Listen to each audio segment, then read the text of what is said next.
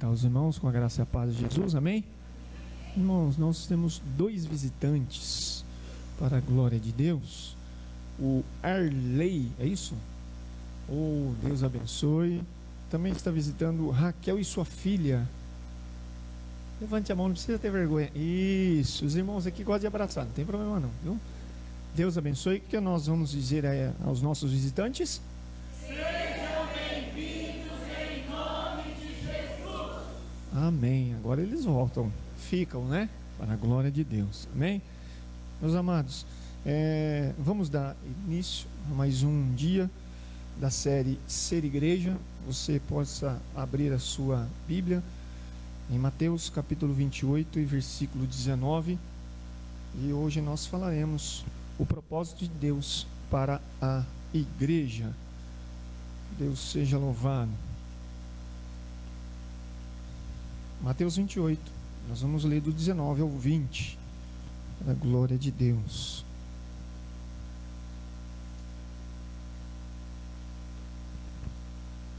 Eu vou tomar água porque eu estou tremendo aqui já, irmão.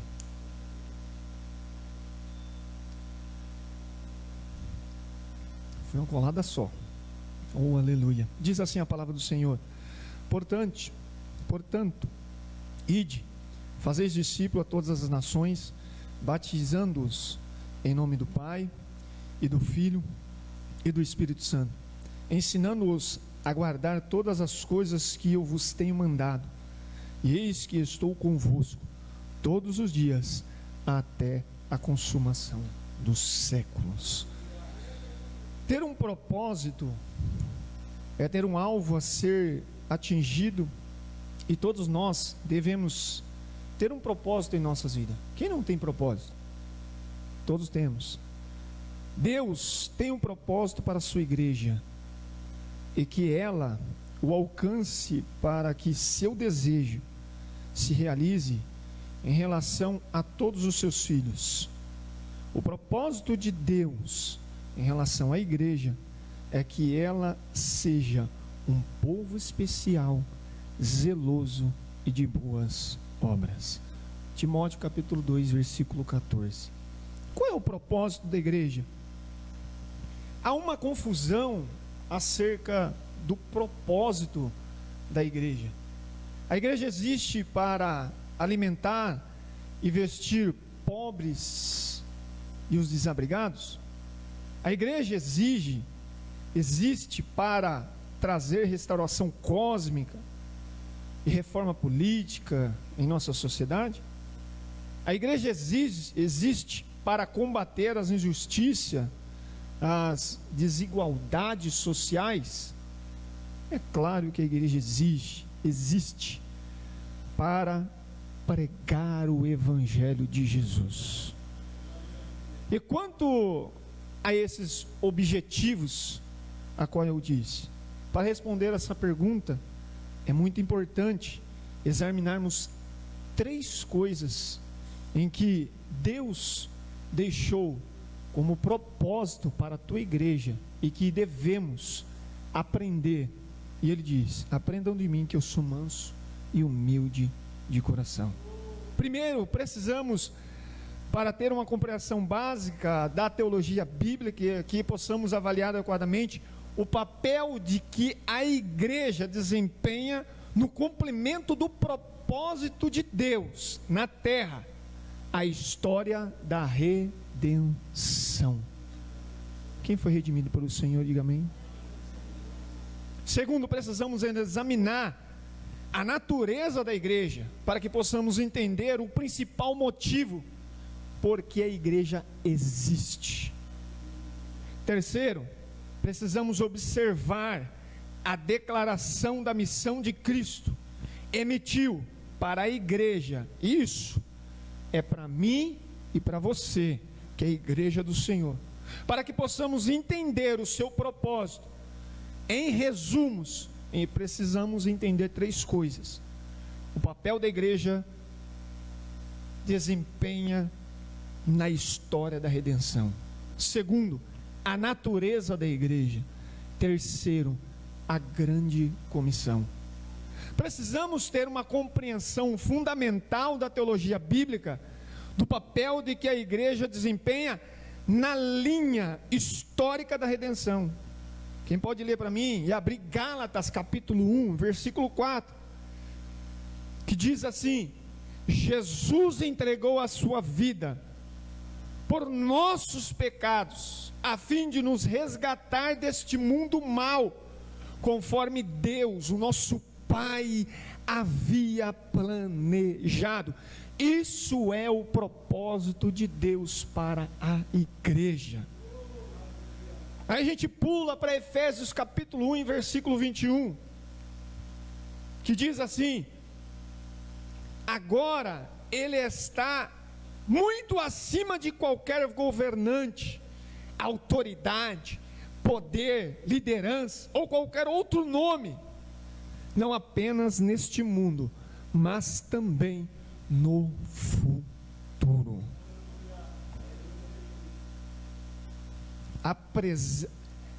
A presente era maligna, qual nós estamos vivendo neste mundo, segundo as Escrituras, entende-se desde a queda de Adão até o retorno de Cristo.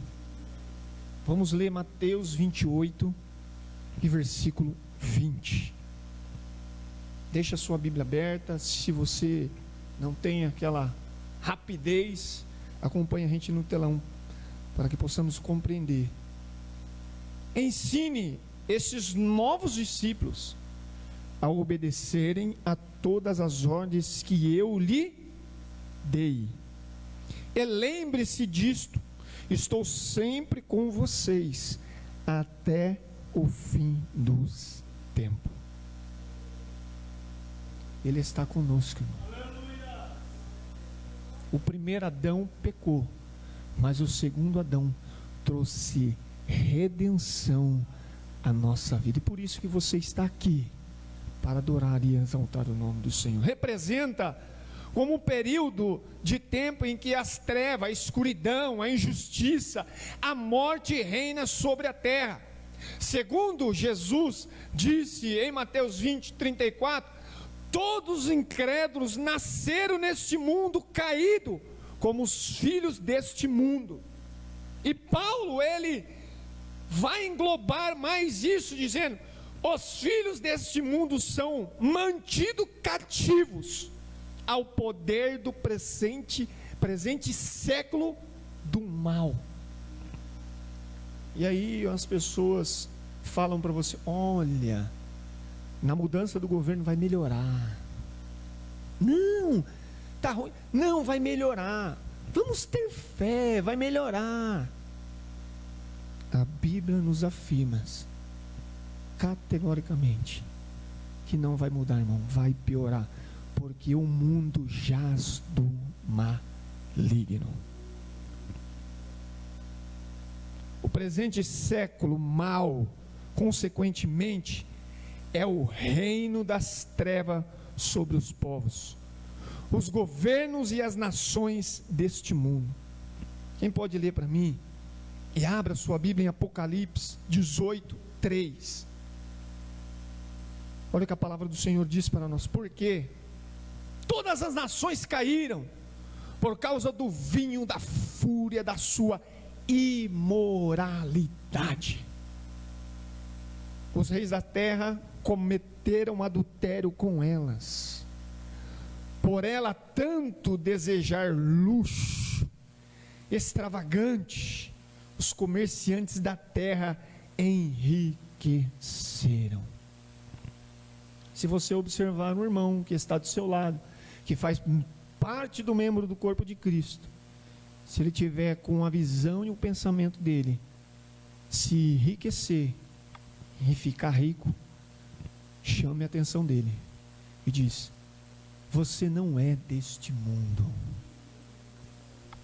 O Jeremias leu aqui uma pérola de que João deixou para a gente, dizendo: olha, se você tem recursos para que você possa ajudar o seu irmão e você vê, você não tem amor.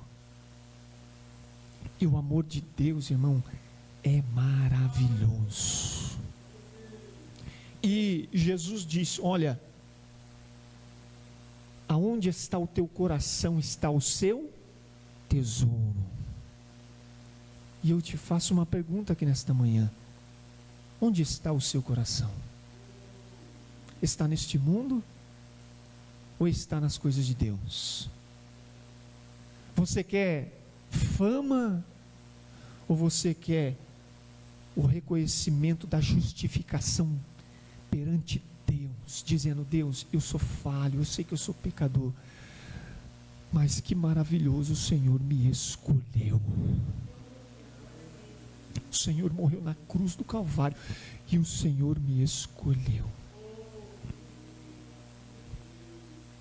O presente século mau e o reino das trevas não passarão até o retorno de Cristo, pois somente quando Cristo retornar, a era vindoura chegará, e a era vindoura é quando os novos céus e as novas terras, em que habita a justiça, serão estabelecidos.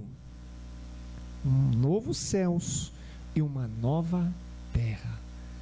2 Pedro capítulo 3, versículo 13. Olha o que o apóstolo Pedro diz para nós. É maravilhoso. Nós, porém, aguardamos com grande expectativa os novos céus e a nova terra que ele prometeu, um mundo pleno de justiça. Olha que glorioso, ele prometeu. Quando ele promete algo, irmão, ele cumpre. Sabe por quê? Porque quando Deus projetou, planejou, o plano dele é infalível. Somente então Deus fará isso conosco. O retorno físico de Cristo. Esse mundo cairá, passará pelo fogo, e somente então o estado eterno de glória será estabelecido na nova terra, ressurgirá. Isso significa que a restauração cósmica não acontecerá até que Jesus venha. Olha que maravilhoso em Romanos capítulo 8, versículo 21. Olha o que Paulo fala sobre isso, e que devemos, aleluia, pegar isso para nós, nosso coração, na nossa alma, dizendo: também a mesma criatura será libertada da servidão da corrupção, para a liberdade da glória dos filhos de Deus. A era vindoura é um estado eterno quanto à luz, a vida e a liberdade reinarão para todo sempre. Embora o reino dos céus não seja estabelecido na terra, durante esse presente século do mal, seu poder se manifesta atualmente dentro da igreja. 2 Tito, capítulo 2, versículo 11 ao 13. Olha o que Paulo diz para o nosso pastor Tito, dizendo: pois a graça de Deus foi revelada a todos, traz salvação. Somos instruídos a abandonar o estilo de vida ímpio e os prazeres pecaminosos. Neste mundo perverso, devemos viver com sabedoria, justiça e devoção. Oh, irmãos, como é triste crentes não dando a verdadeira devoção a Deus. É triste, muito triste. Enquanto aguardamos, olha que maravilhoso, irmãos, pega essa palavra hoje e que Deus toca no seu coração. Aguardamos esperançosamente o dia em que será revelado a glória de nosso grande Deus e Salvador, Jesus Cristo. Virá e voltará e buscar a tua igreja. Ou seja, queridos, aqueles que foram unidos na fé ao Rei da Glória. E 1 Colossenses 13 diz: e provaram a boa palavra de Deus e a virtude dos séculos futuros. Que maravilhoso! Eles foram libertados do domínio das trevas e foi transportado para a sua maravilhosa luz. Qual é o propósito da igreja, de Deus na igreja? É pregar o evangelho de Deus, para que Ele venha restaurar. Ao nascer do novo Espírito, eles entregaram no reino dos céus. O poder do reino do céu já está dentro da igreja, mas ainda não se manifestou para o reino deste mundo. Estávamos conversando ali fora, está em oculto, não foi revelado. O mundo não sabe nada sobre a vida, o poder, a liberdade e a paz do reino do céu. E qual é a missão da igreja? A única esperança para que este mundo tenha é a verdadeira mensagem do evangelho, que foi confiada a mim e a você como embaixador de Jesus Cristo na terra. Por essa razão, a missão da igreja não é a restauração desse presente era má, por meio das reformas sociais, legislativa. O reino do céu não avança por esses meios, não avança. Cada cristão, como membro ativo da sociedade, é chamado a ajudar pessoalmente as pessoas necessitadas, a orar aos seus governantes e a fazer o que puder para promover a justiça, a igualdade deste mundo. Por quê? Porque Deus incluiu o amor em nós e a gente manifesta ela neste mundo mau. Olha que maravilhoso, João capítulo 15, versículo 19. E você fica aberto também, que depois nós vamos ler 14. E diz assim, 15 e 19: o mundo os amaria se pertencesse a ele, igualzinho. Mas vocês já não fazem parte desse mundo. Eu, o Deus Todo-Poderoso, eu escolhi para que não mais pertençam a este mundo. E por isso o mundo os odeia, te odeia. Está aí o aborto, é a vida, foi Deus que deu, e eles estão querendo matar. 17:14 diz: e eu lhe dei a tua palavra, e o mundo os odeia, porque eles não são do mundo, como eu também não sou. Não peço que os tire do mundo, mas que o proteja do maligno. Sabe por que você é afligido nesse mundo? Porque Deus te introduziu aqui para que você pregasse o evangelho dele ao seu vizinho, à sua família, a todos que eles estão perto. E tiver a oportunidade, proclame a palavra do Senhor. Eles não são desse mundo, como eu também não sou. Consagre-os na verdade, que é a tua palavra. Assim como tu me enviaste ao mundo, eu os envio ao mundo. E eu me entrego como sacrifício vivo por eles, para que sejam consagrados na verdade. Sabe o que Deus está dizendo? Eu estou contigo. Pode passar o que passar, eu estou contigo. Pode o teto desabar, irmão Diego, mas Deus está contigo. pode roubar o carro, mas Deus está contigo, te livrando, aleluia, te guardando. Por isso você é afligido, você não é deste mundo. A palavra de Deus tem um impacto na forma como os cristãos vivem nesse mundo. Eles têm os seus deveres cívicos, tais como votar, pagar imposto. A votação está aí. Vote com consciência. Glória a Deus. Mateus 22, 21 diz assim a palavra do Senhor: de César responderam, então dê a César o que pertence a César, e dê a Deus o que é de Deus. Está segurando o recurso aí, irmão? Está sobrando recurso aí, irmão? É para você abençoar a obra, é para você abençoar os irmãos, é para você fazer aquilo que foi incumbido a você fazer parte do membro de Cristo. E eles são chamados por Deus para ajudar o seu próximo, que estão em necessidade. Olha que maravilhoso, Provérbios capítulo 3, versículo 27 e 28.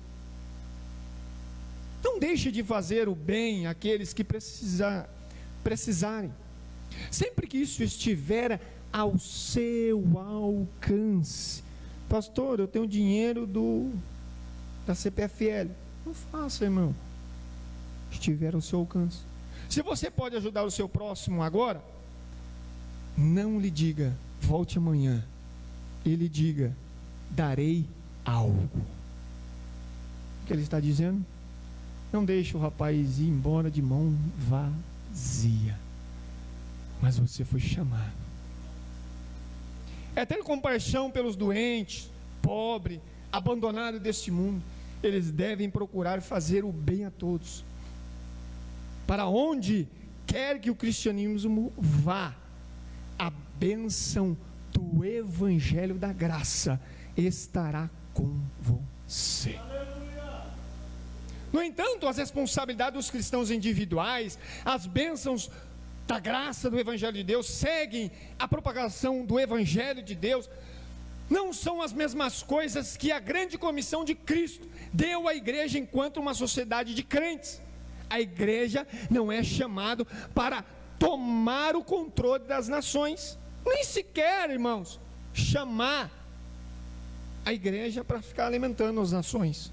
Deus não prometeu santificar a cultura ou redimir o governo.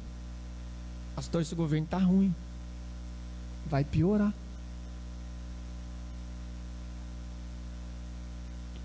Tem um reformador que diz o seguinte, eu quero compartilhar com você. Hoje, muitos acreditam que os objetivos primos da igreja são alimentar os pobres, educar os analfabetos, ensinar as nações desprivilegiadas e desenvolvidas a cultura da terra, construir lares, estabelecer sistemas de bem-estar para a população, além de promover a sua liberdade das garras do governo tirano. Isto é chamado de evangelho social. Embora haja uma necessidade legítima de muitas dessas atividades do mundo de hoje, essas não são as principais responsabilidades da igreja. O evangelho social não é o evangelho de modo algum. Ele pode ser usado para instrumento sutil de Satanás para desviar as verdades da igreja de Deus e o seu propósito principal. Olha que maravilhoso que Romanos e que Paulo escreve para nós, capítulo 1, versículo 16. Pois não me envergonho das boas novas a respeito de Cristo, que são o poder de Deus em ação para salvar todos os que creem, primeiro os judeus e os também gentios. É o evangelho da graça. A igreja é chamada para resgatar pecadores deste mundo mal, trazendo o poder às bênçãos vindouras de Cristo, e somente aqueles que entregaram a sua vida ao Rei dos Reis e Senhor dos Senhores. Abacuque capítulo 2 versículo 14 diz assim: bem como a glória e o conhecimento de Deus cobrirão a terra, como a água cobre o mar. No retorno glorioso de Cristo, toda a criação será restaurada.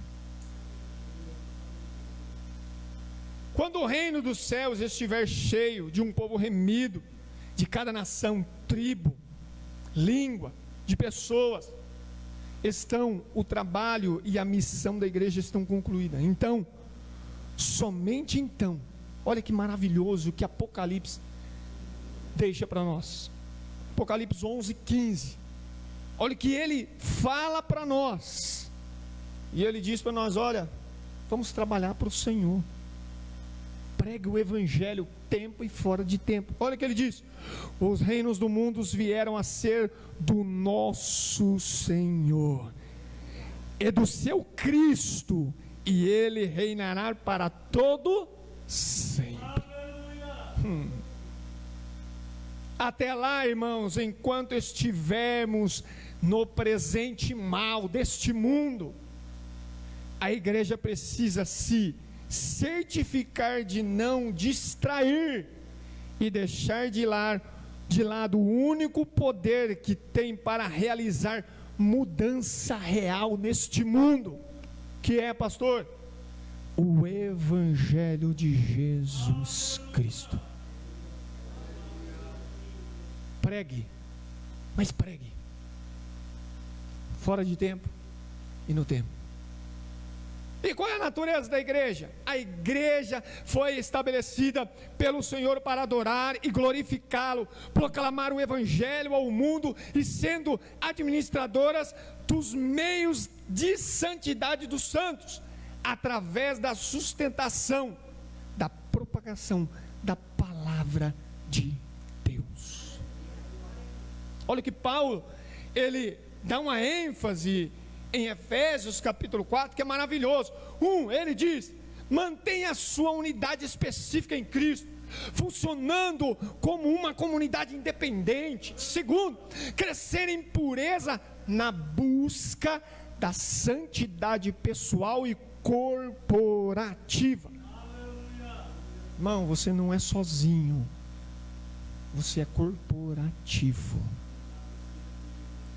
Se cortou um dedo, todo mundo sente. Que sejam conhecidas as suas necessidades na igreja dos santos. Terceiro, e permanecer firme em crer e proclamar a verdade do evangelho de Jesus Cristo. Cada objeto não está apenas ligado ao outro, mas também contribui para o desenvolvimento do outro. Ao amadurecer nessas três áreas, qual é, o pastor?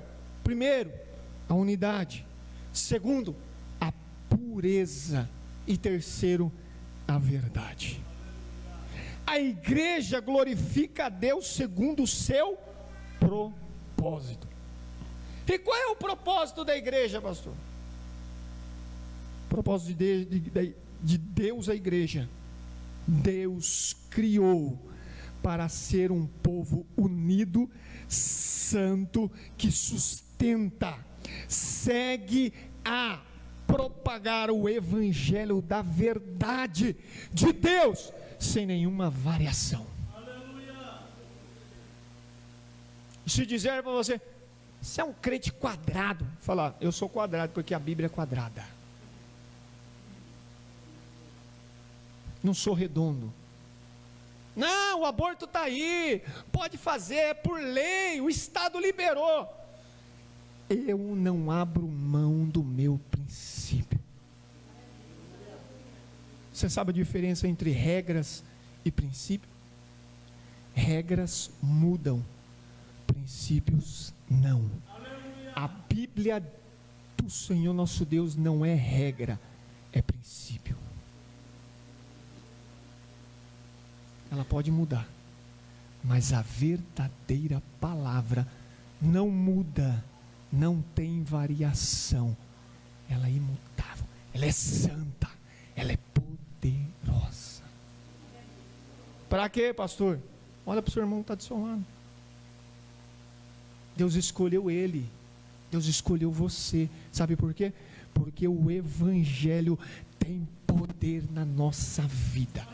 A nossa vida só muda com o poder do Evangelho de Cristo. Primeiro, a igreja deve crescer em unidade. De acordo, irmãos, com as Escrituras, a igreja é um corpo de crente unido. A sua unidade inerente precisa ser fomentada, vivida nas atividades diárias da igreja. Ai, pastor, não vou na igreja hoje não, pastor, estou cansado. É através da unidade que a igreja é chamada a funcionar como uma comunidade de indivíduos que se confraternizam e trabalham junto para a edificação mútua de todos. Pastor, até quando come? Até quando come. Vai ter um belo café domingo. No outro, um belo almoço. Juntos. Aprendemos em Efésios capítulo 4, 19 e 6, a unidade da igreja, que Deus tem dado à igreja líderes espirituais para equipar os santos para a tua obra. Portanto, é um erro pensar que o ministério pertence exclusivamente a nós, os pastores, os mestres. Não, é a todos. Como ministro, equipam os congregados dessa igreja. Eles, por sua vez, são capacitados a ministrar uns aos outros. Olha o que Paulo diz para nós em Efésios capítulo 4, versículo 16. Olha que maravilhoso. Do qual todo o corpo bem ajustado e ligado pelo auxílio de todas as juntas, segundo a junta operação de cada parte. Pastor, eu sou separado, eu não gosto dessa parte, eu não gosto desse irmão, esse irmão me incomoda. Faz o aumento do corpo, irmão, para a sua edificação em amor. Não é ira, é em amor.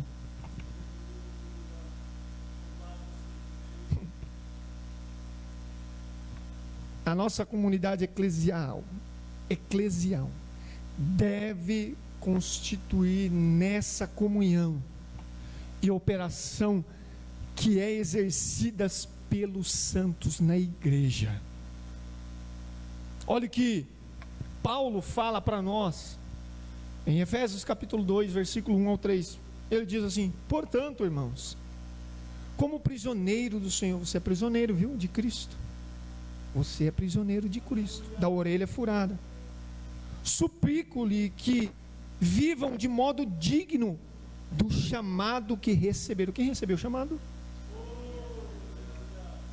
Sejam sempre humildes e amáveis, tolerando pacientemente uns aos outros em amor. Façam todo o possível para se manterem unidos no Espírito, ligados pelo vínculo da paz. Pastor, é difícil viver em unidade. É difícil. Por isso que está aí a santificação. É todo dia. É todo dia. Pastor, está difícil, pastor. Não dá para conviver com aquele irmão, com aquela irmã. Não. É todo dia, em amor. Se a igreja é um em Cristo, sem distinção de etnia, gênero, classe social, e se a igreja é chamada a funcionar uma comunidade em amor, então a igreja precisa estar atento às formas práticas de cultivar a comunhão dentro do corpo de Cristo. Olha que maravilhoso.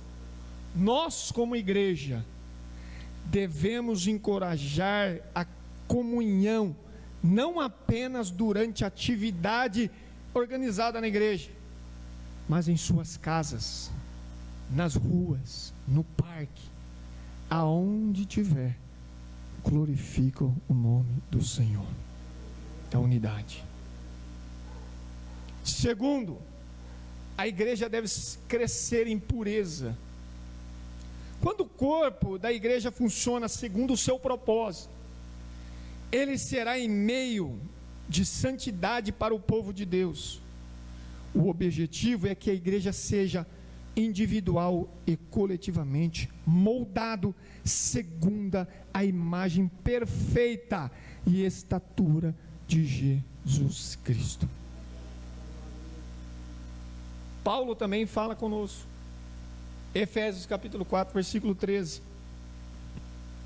E ele diz: até que todos alcancemos a unidade que a fé e o conhecimento do Filho de Deus produzem e amadureçam, chegando à completa medida da estatura de Cristo. Sermos puros diante de Deus. Um reformador diz o seguinte: a igreja local é a ferramenta de Deus, preste atenção, irmão, para trazer seu povo à plena maturidade no conhecimento e na fé. Então, irmão, se você falta, vai faltar maturidade naquele dia em mim, e você estará em falta com o corpo de Cristo. Então, não falte, venha, porque você faz parte do corpo de Cristo. O objetivo de Cristo para a igreja sempre foi e será, Efésios capítulo 5, versículo 27.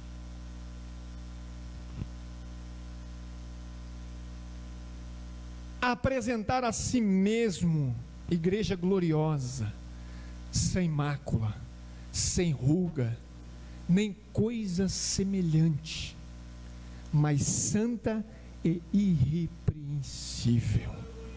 Esse é o objetivo de Deus para a igreja. Consequentemente, irmãos, o pecado e o mundanismo precisam ser confrontados todos os dias, enquanto lutamos para a santidade. Essa busca restringe a membresia da igreja, porque nós somos crentes reunidos, e requer aplicação de disciplina na igreja, quanto necessário aos nossos irmãos.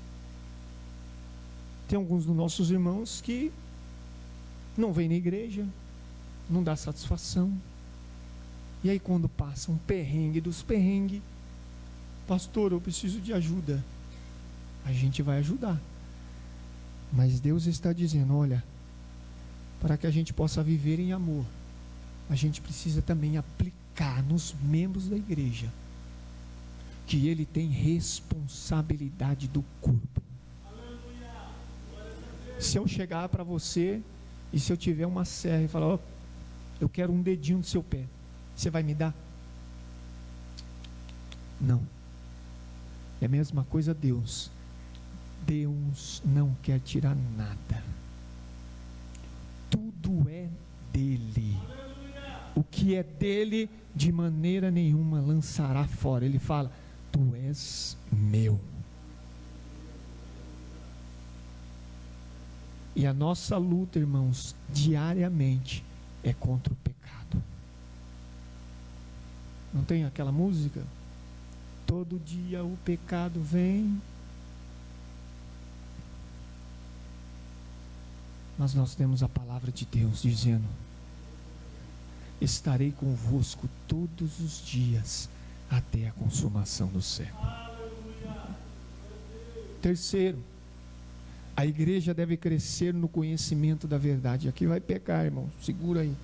Como a igreja é coluna e firmeza da verdade, seus membros devem dar a sua energia para sustentar, seguir a propagação do evangelho da graça de Deus.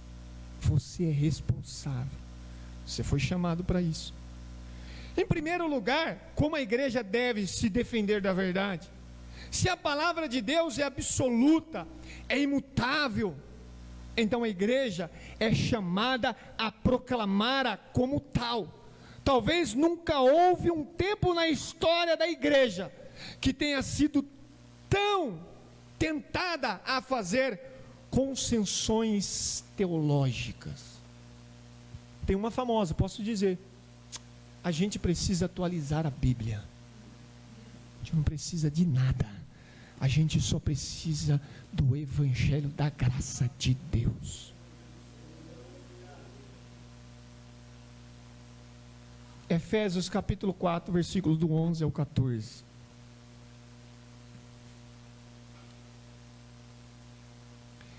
E ele mesmo deu uns para apóstolo, e outros para profeta, e outros para evangelismo, e outros para pastores, e outros para doutores, querendo o aperfeiçoamento do santo. Pastor, eu vou ser famoso. Não, aperfeiçoamento do santo, para a obra do ministério, para a edificação do corpo, até que todos cheguem à unidade da fé, ao conhecimento do Filho de Deus, e o homem perfeito, à medida da estatura completa de Cristo, para que não sejamos mais meninos inconstantes, levado em roda todo o vento de doutrina, pelo engano dos homens, que com astúcia enganam fraudulosamente. Você, irmão, é o defensor da palavra de Deus. Se chegarem para você: não, a Bíblia precisa ser atualizada. Eu falei: meu filho, a Bíblia não precisa ser atualizada, ela é atualizada desde a fundação do mundo. Não precisa de atualização, é você que precisa nascer de novo. De acordo com essa passagem, a verdade é vital, tanto para salvaguardar a igreja do erro doutrinário que essas pessoas fazem, como para trazer maturidade espiritual para o corpo de Cristo. Assim, a igreja nunca deve se envergonhar da santa doutrina. Ah, você é crente? Sou. Crente é quadrado. Não é assim? Vocês crentes, vocês parecem que vocês são a última bolachinha do pacote. Olha o que Atos dos Apóstolos, capítulo 20, versículo 27 diz para nós. Olha aí. Quando alguém falar isso para você, você fala assim: ó, pois não deixei de anunciar tudo o que Deus quer que vocês saibam, a verdadeira palavra de Deus. Deus encarregou a igreja de pregar a verdade, tanto aqueles que estão dentro do muro ou fora do muro. Um dos principais objetivos da igreja é evangelizar e fazer discípulos. Mateus 28:19 diz: portanto, vão e façam discípulo a todas as nações, batizando o nome do Pai, do Filho e do Espírito Santo. A igreja não é responsável apenas para pregar o evangelho para aqueles que estão presentes nesta manhã, mas também para equipar os santos que estão aqui. Todo cristão precisa entender claramente o evangelho de Jesus Cristo, especialmente a doutrina da justificação pela fé. Então, irmãos, ser competente para compartilhar a sua fé com a sua família, com seus amigos e com seus vizinhos. 1 Pedro capítulo 3, versículo 15, olha o que fala. Esses dias eu vi no Facebook dizendo: olha, Deus vai te abençoar hoje. Quem pode dar uma curtida? Deus não é obrigado a te abençoar não, irmão. Ele já te abençoou lá na cruz do Calvário, te dando a vida, porque você era morto em seus pecados e delitos, mas Cristo vivificou para a glória dele.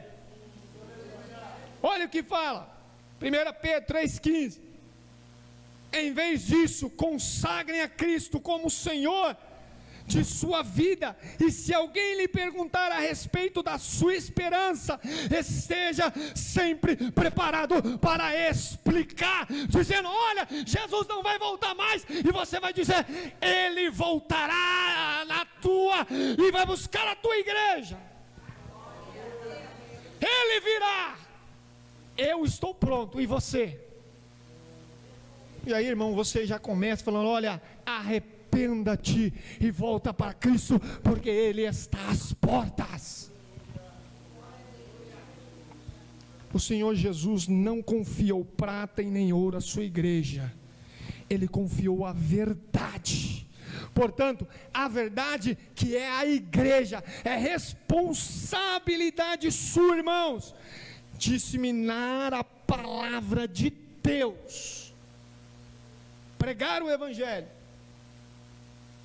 A igreja é a luz do mundo. Por essa razão é imperativo. Pastor, você falou o quê? É imperativo que os membros desta igreja sejam ativos no evangelho, na comunidade local e no apoio da missão. Ai, pastor, não gosto de ação social não. Eu tenho um ranço de pobre. Ai, pastor, da comida. Quem é você, irmão? Pecador, falho, miserável. E pela livre graça de Deus Ele te escolheu. Então faça por merecer, criatura de Deus.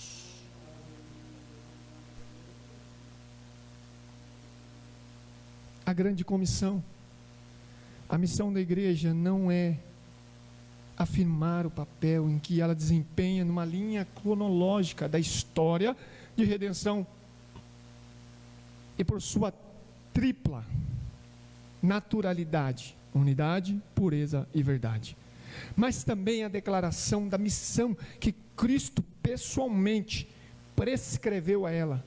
Consequentemente, a grande comissão e o propósito da igreja são o mesmo. Mateus 28, 19 e 18 e 19. A comissão da igreja não está completa até que ele tenha ensinado tudo o que Cristo a instruiu a ensinar. Não só devemos ir ao mundo inteiro, mas quando chegarmos lá, devemos ensinar os convertidos a observarem tudo o que Cristo ordenou. Simplesmente, a comissão da igreja persiste em proclamar todo o conselho de Deus aos santos e pregar o evangelho ao mundo. Vamos ler agora, 28, 19 e 18.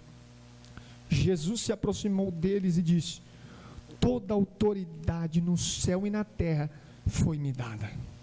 Portanto, vão e façam discípulo todas as nações, batizando em nome do Pai, do Filho e do Espírito Santo. Pastor, a partir de hoje eu tenho que pregar? Tem. Pastor, mas eu não sei pregar. Biblioteca foi inaugurada ontem. E o nosso irmão Gabriel já pegou um livro. Você no término, você já passa lá, já pega um livro, já lê. E o próximo que você encontrar na rua, você fala: Jesus está às portas, arrependa-te.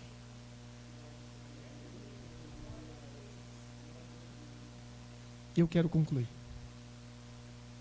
Portanto, de acordo com a história da redenção, meus irmãos, a natureza da igreja e a grande comissão A igreja deve funcionar como uma embaixada do céu, que cresce em unidade, pureza e conhecimento, e se reúne, irmão, congrega, irmão, venha para a igreja, irmão. Ai, pastor, estou com 2% de bateria, mas 2% você fica lá, né? Então venha, porque aqui tem carregador do céu. Aqui você vai tomar um choque do Espírito Santo e vai carregar 100%, para que você chegue no primeiro lá. Olha, Jesus está às portas. Jesus vem, hein? Ele vem aí.